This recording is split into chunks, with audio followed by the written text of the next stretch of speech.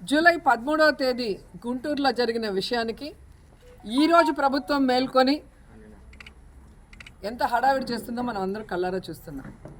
July 13వ తేదీ జరిగిన ఆ ఇన్సిడెంట్ అనేది ఒక మహిళ మీద జరిగింది కాదు, అది ఓవరాల్ ఒక చట్టం, పోలీస్ వ్యవస్థ ఎలా దిగజారిపోయిందో దానికి నిదర్శనంగా, మానవత్వం లేదు అనటానికి నిదర్శనంగా జరిగిన ఇన్సిడెంట్.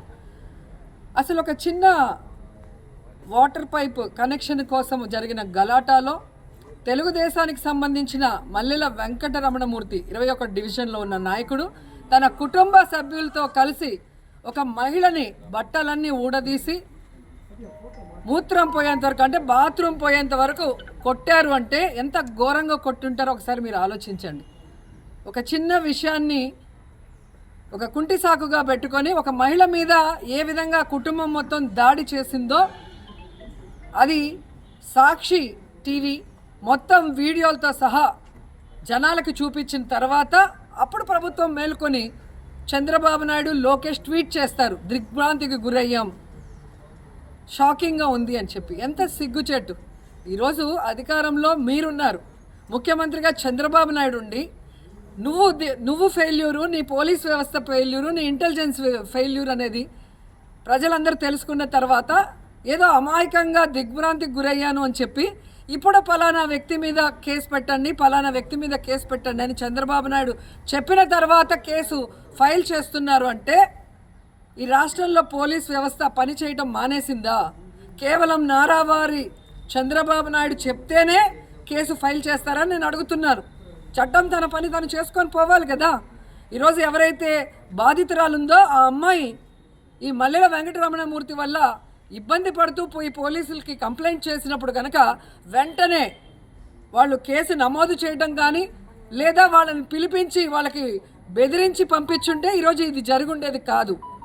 కానీ ఈరోజు రాష్ట్రంలో రెడ్ బుక్ రాజ్యాంగం అంటూ తెలుగుదేశం పార్టీ నాయకులు, కార్యకర్తలు ఏం చేసినా పర్వాలేదు, మేము అండగా ఉంటాము అని చంద్రబాబు నాయుడు, లోకేష్ భరోసా ఇచ్చారు. కాబట్టే ఈరోజు దుశ్శాసనంలాగా తయారై ఈరోజు తెలుగుదేశం పార్టీ నాయకులు ఎలా బిహేవ్ చేస్తున్నారో మీ అందరూ గమనిస్తున్నారు. గతంలో కూడా కుప్పంలో ఇదే విధంగా ఒక మహిళని వివస్త్రం చేసి ఎలా కొట్టారో మనం చూసాం. ఈరోజు మళ్ళీ గుంటూరులో చంద్రబాబు నాయుడు ముఖ్యమంత్రిగా నివాసం ఉన్న ప్లేస్కి దగ్గరలోనే ఇలా జరిగింది. అంటే ఇక ఈ నేరస్తులకి ఎక్కడ భయం ఉంది? చట్టం అంటే, పోలీసులు అంటే ఎక్కడ భయం ఉందని నేను అడుగుతున్నాను. ఎంత సిగ్గుచేటంటే ఈరోజు ఆ 21వ డివిజన్ మల్లెల రమణమూర్తి అనే వ్యక్తి ఎంత ధైర్యంగా ఒక మహిళని ఈరోజు తన కుటుంబ సభ్యులతో కలిసి కొట్టాడు, బట్టలన్నీ ఊడదీసి నించోబెట్టాడు. అంటే ఎవరికి తెలీదు, తెలిసినా ఏం చేయలేరనా? ఈరోజు ఒక వీడియో వైరల్ అయితే తప్ప ఈ కూటమి ప్రభుత్వం మేల్కోదు, కేసు పెట్టదు. అది కనుక బయటకు రాకపోతే దాన్ని అలాగే సమాధి చేస్తారు. గతంలో కూడా మీరు చూసారు ఏంపురంలో అలాగే రాత్రికి రాత్రి ఒక చిన్న పాపని రేప్ చేసి చంపేసి పూర్తి చేస్తే ఎస్పీ గారితో సహా, హోమ్ మినిస్టర్తో సహా అందరూ ఇక్కడే కూర్చున్నారు. ఆ కేసుని ఎలాగైనా మాఫీ చేయడానికి పంచాయతీలు పెట్టి ఆ తల్లి బలంగా నిలబడింది. వైఎస్ఆర్ కాంగ్రెస్ పార్టీ వాళ్ళకి బలంగా నిలబడింది కాబట్టే ఈరోజు ఆ తప్పు చేసిన వ్యక్తికి జీవిత ఖైదు పడింది. సో అలా కాకుండా వీళ్ళు ప్రభుత్వంలో ఉన్నాం కాబట్టి బెదిరించో లేదా డబ్బులు ఇచ్చో ఏదో ఒక రకంగా పంచాయతీ చేసి ఇష్యూని డైల్యూట్ చేసి సమాధి చేయాలనుకుంటున్నారు తప్ప నేరస్తులకి భయం వచ్చేలాగా, ఒక బాధితురాలు వచ్చి నాకు ఈ కష్టం ఉంది, వీరి వల్ల నాకు భయంగా ఉంది అన్నప్పుడు వెంటనే కేసు ఫైల్ చేసి ఆ తప్పు జరగకుండా చూసుకోవాల్సిన బాధ్యత ఉన్న పోలీసులు పట్టించుకోరు. జరిగిన తర్వాత కూడా ఏ పార్టీ అని తెలుసుకొని ప్రతిపక్ష నాయకులైతే వెంటనే కేసులు పెట్టేస్తారు. దాని ఛానల్స్లో, పచ్చ ఛానల్స్లో పబ్లిసిటీ చేస్తారు. కానీ తెలుగుదేశం పార్టీ వాళ్ళైతే మాత్రం కేసు కట్టరు, దాన్ని అలాగే నీరుగార్చడం. దాన్ని ఎవరైనా నిలదీసిన వాళ్ళ మీద కేసులు పెట్టడం మనం కళ్ళారా చూస్తున్నాం. ఇప్పటికైనా చంద్రబాబు, లోకేష్ మేల్కొనండి. ఈ విధంగా ఆడవాళ్ళ మాన ప్రాణాలతో చెలగాటమాడే పని చేస్తే మాత్రం మీరు చరిత్ర పుటల్లో చరిత్రహీనులుగా మిగిలిపోతారని కూడా ఈ సందర్భంగా హెచ్చరిస్తున్నా.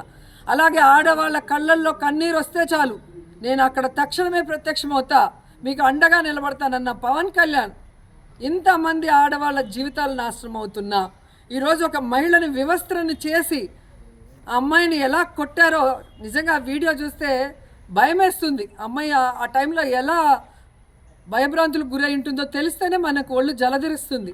కానీ ఈ పవన్ కళ్యాణ్కి ప్యాకేజ్ ఇస్తే తప్ప, స్క్రిప్ట్ ఇస్తే తప్ప వచ్చి మాట్లాడటానికి ఈయనకి నోరు పెగలదు.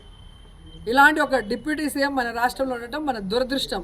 చంద్రబాబు నాయుడు లాంటి ఎమోషన్స్ లేనివాడు, ప్రజలంటే ప్రేమ గౌరవం లేని వ్యక్తి ముఖ్యమంత్రిగా ఉండటం మన దురదృష్టం. ఇప్పటికైనా భగవంతుడు వీళ్ళకి మంచి బుద్ధి ఇచ్చి ఈ రాష్ట్రంలో ఉన్న మహిళలకి రక్షణ కల్పించే విధంగా వాళ్ళందరూ కూడా చర్యలు చేపట్టే విధంగా చూసుకోవాలని కూడా కోరుకుంటున్నాను.